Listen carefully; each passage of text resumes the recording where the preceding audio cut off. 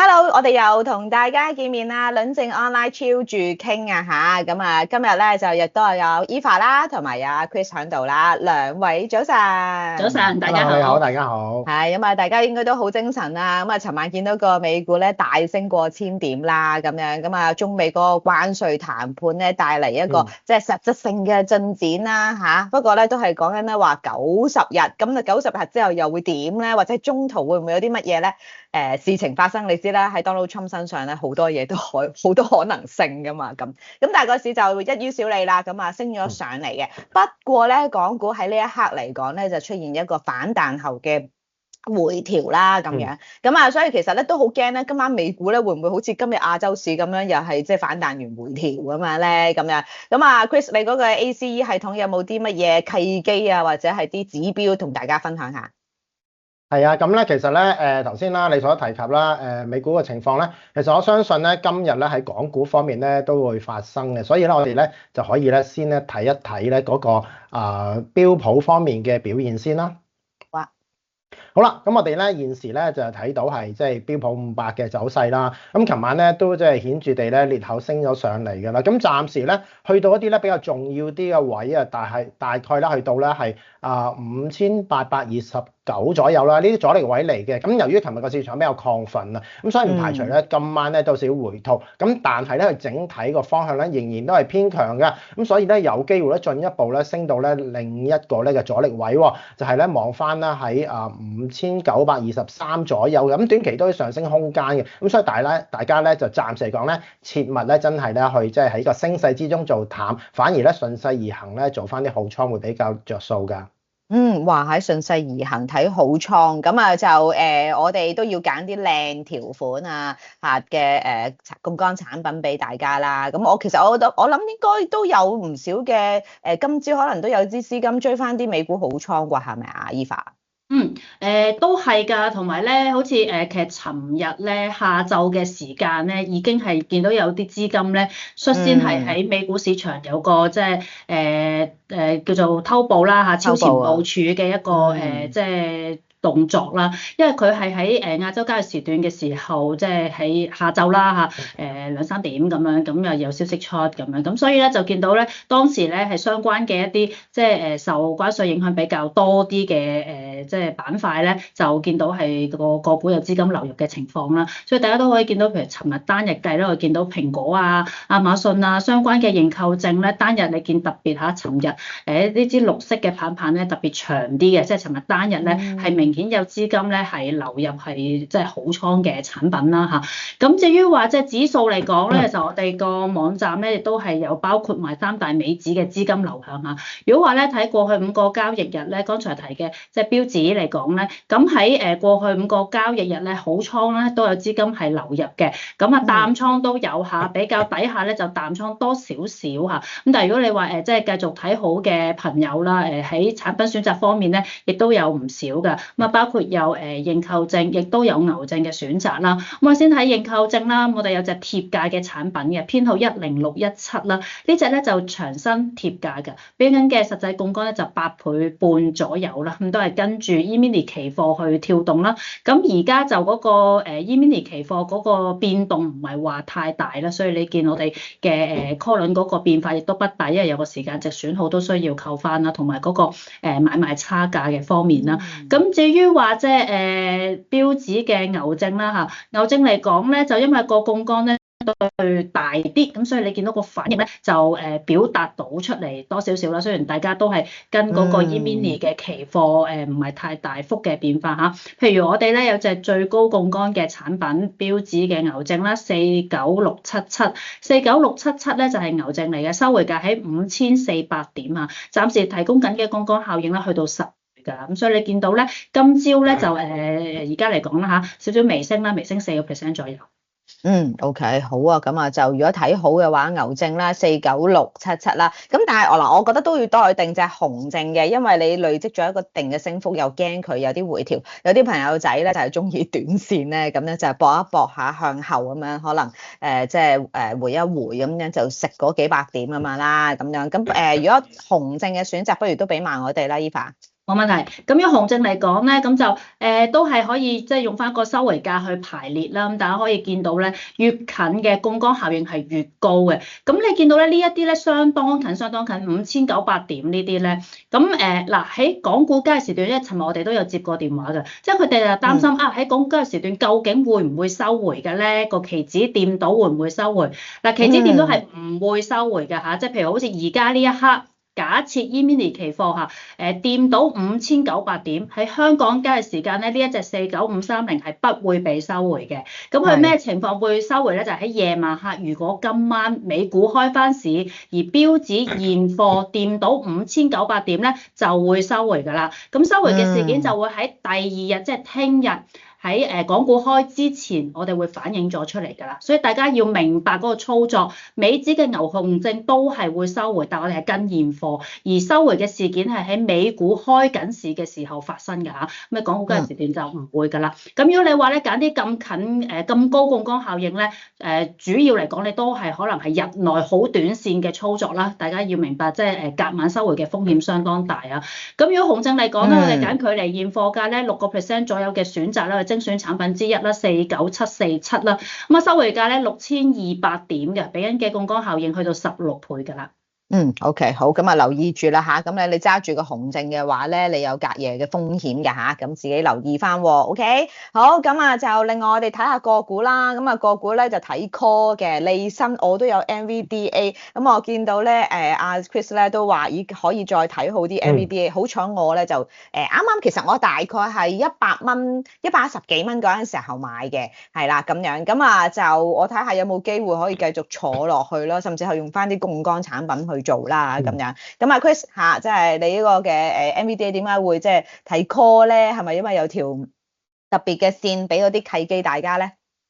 嗱，咁首先咧，即係見到咧，呢個關稅戰啦開始緩和啦，咁對NVDA 都有一個好處嘅。咁睇翻技術上咧，其實咧佢係屬於咧係叫跑贏大市，今日 outperform 嘅。咁我哋揀股咧，如果要睇升咧，就普遍咧都係揀翻一啲咧係跑贏大市嘅股啦。咁佢呢個都符合到條件嘅喎。咁第二樣嘢啦，我哋睇個動力夠唔夠。咁大家見到咧，其實畫面之中嘅背景係綠色咧，反映翻咧個動力咧係相當之充足嘅，而且咧亦都見到啦嗰啲 key level，即係一啲重要嘅支持位咧。係一級一級咁上啊，咁亦都咧意味着咧佢係行緊一個上升嘅趨勢。好啦，咁嚟緊嘅時間咧有機會咧進一步咧去試一試咧下一個阻力位啦。咁大概咧就係129個半左右嘅。咁如果呢個位都破到嘅時候咧，就睇下咧稍後時間會唔會有再多少少嘅好消息啦。因為咧最大嘅阻力位咧其實就以講緊係141個2毫6，其實咧距離現水平都有一個相當唔錯嘅利潤。咁當然啦，我哋咧睇目標嘅時候咧一級一級嘅，咁啊先睇咗咧129個半左右㗎。OK， 好啊，咁樣嗱，如果真係揾翻呢一啲咁樣嘅位置作為參考嘅話咧，咁啊 Eva 咧有啲乜嘢即係 NVDA 嘅 call 可以睇下咧？冇問題。咁如果話NVDA 嚟講咧，咁我哋望下先。尋晚咧美股收盤咧升緊5.4%嚇，呢個係尋晚比對再前一晚嚇佢收市嗰個變幅嚟嘅，升咗5.4%。咁我哋咧如果話我哋用呢一個5.4%咧，你就會覺得咧點解我哋啲 call 唔升嚇？咁我哋望清楚喎，而家其實咧咧係微變化嘅，即係升緊0.04% 嘅咋嚇。咁所以你見到我哋一眾嘅 call 咧，其實係冇升幅㗎，唔係因為引申波幅下跌嚇，並不是因為引申波幅下跌，係因為咧嗰個即係夜盤價比對上日4時參考價其實係跌咗嘅，得唔得？咁所以我哋就唔好用嗰個美股收市價去衡量究竟我啲 call put 輪要點樣跳動，我哋係根據夜盤價。咁我哋而家都做得好好㗎啦，喺左上角呢個位置咧都俾埋大家睇嗰個夜盤參考價嘅變幅，希望就幫到大家容易啲去理解下，因為其實係唔同嘅時段嘅一個即係美股嘅造價嚟嘅，所以我哋比較不能夠用夜晚黑停咗收市嗰個價去比較下。咁如果話NVDA 嘅 call 嚟講咧，咁我哋大家可以見到我哋列表都有3隻嘅選擇啦嚇，有一隻就停咗牌，因為到咗期㗎啦嚇。咁另外3隻咧就由7月去到11月，咁啊有啲咧就界外啲，有啲貼價啲嚇，俾嘅實際槓桿咧就根據翻嗰個條款啦嚇。如果話風險高啲嘅，咁個實際槓桿效應就會相對大啦。咁如果話真係睇好啲，你諗住唔好話咁短線嘅操作嘅話咧，亦都唔想承擔咁大嘅時間值損耗啦嚇。咁我哋有兩隻嘅選擇，譬如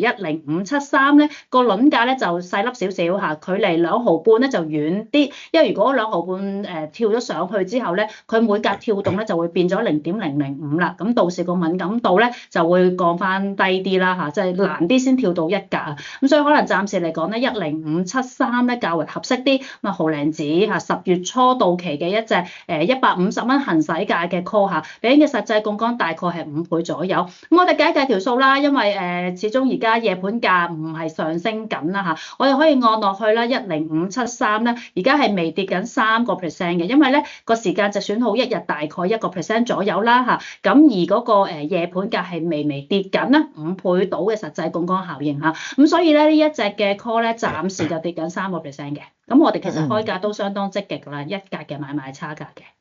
OK 好啊，咁我哋可以睇住咧，即係兩隻 call 咁樣，咁啊自己任君選擇啦。咁啊有隻10573呢隻而家咧做緊1毫2仙4啊嚇，咁啊留意翻，因為佢夜盤咧個變化咧而家係回一回，就唔好攞尋晚咧個美股收市個價咧嚟同呢一隻即係用攞嚟做一個參考嘅數字。好，咁啊另外咧除咗咧 NVDA 之外咧 Meta 都睇好啲喎，係咪啊 Chris？